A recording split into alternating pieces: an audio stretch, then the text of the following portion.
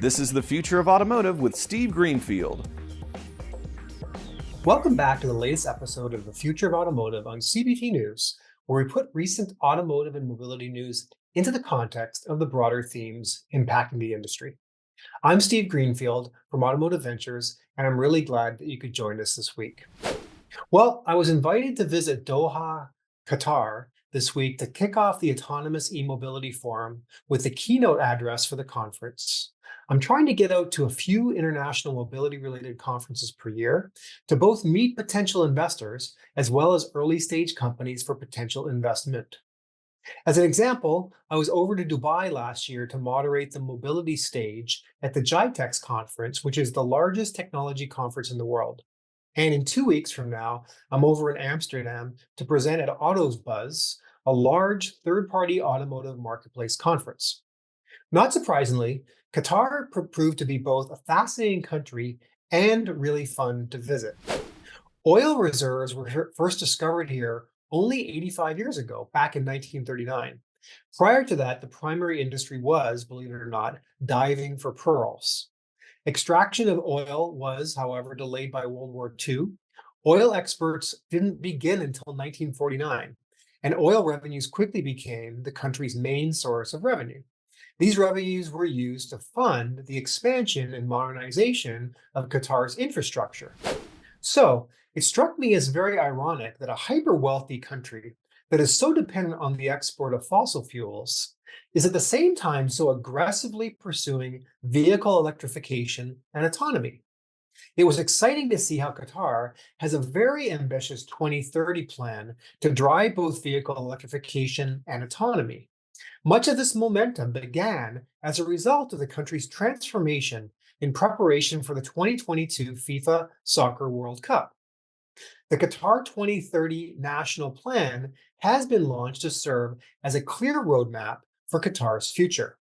The Qatar National Vision 2030 aims to direct Qatar towards a balance between developmental needs and the protection of its natural environment, whether land, sea, or air.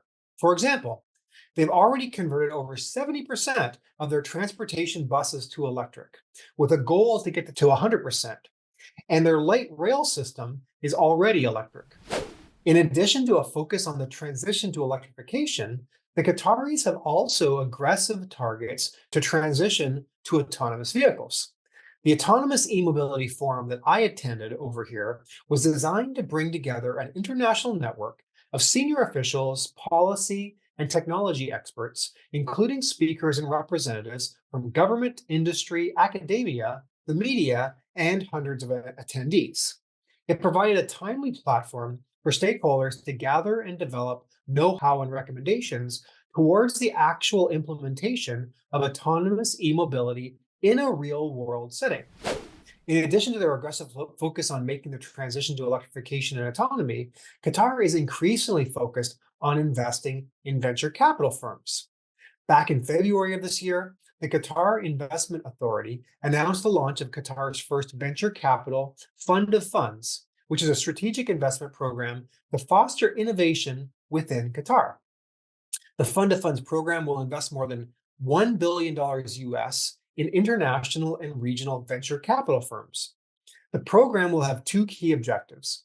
It will generate market-level commercial returns in line with the Investment Authority's mandate to secure sustainable long-term returns to the people of Qatar, while at the same time, it will support the sustainable development of a vibrant VC and startup ecosystem in line with Qatar's national development strategy, which seeks to increase the number of startups and the availability of VC funding in the local market.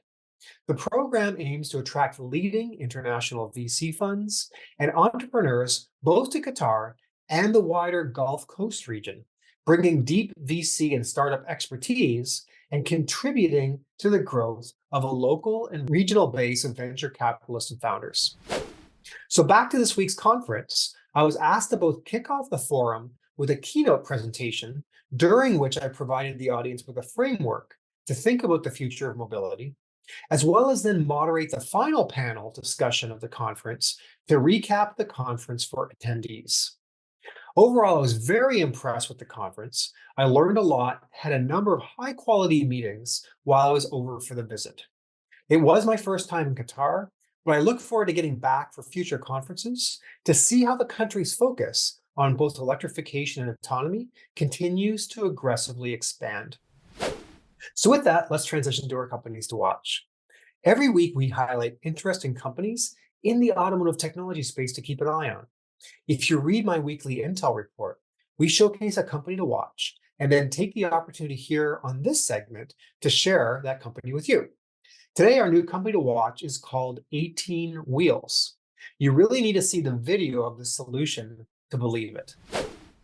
18 Wheels offers technology changing the world of all-terrain vehicles. 18 Wheels offers a patented suspension system comprising 18 wheels, each with an electric motor and independently sprung. Environmentally friendly, the 18-wheel solution leaves no trace on the ground and effortlessly overcomes obstacles without causing any damage. Because the distribution of load and force is across 18 motors that are housed within independently suspended wheels, the unique suspension system doesn't damage the soil, and it's suitable for all soil types, temperatures, and seasons. If you'd like to learn more about 18 Wheels, you can check them out at www.18wheels.fi. So that's it for this week's Future of Automotive segment. If you're an auto tech entrepreneur working on a solution that helps car dealerships, we want to hear from you. We are actively investing out of our dealer fund. If you're interested in joining our investment club to make direct investments into auto tech and mobility startups, please join. There's no obligation to start seeing our deal flow, and we continue to have attractive investment deals available to our members. Don't forget to check out my book, The Future of Automotive Retail, which is available on Amazon.com, and keep an eye out for my new book, The Future of Mobility, which is almost done and will be out soon. Thanks as always for your ongoing support and for tuning into CBT News for this week's Future of Automotive segment, and we'll see you next week. Thanks for watching The Future of Automotive with Steve Greenfield.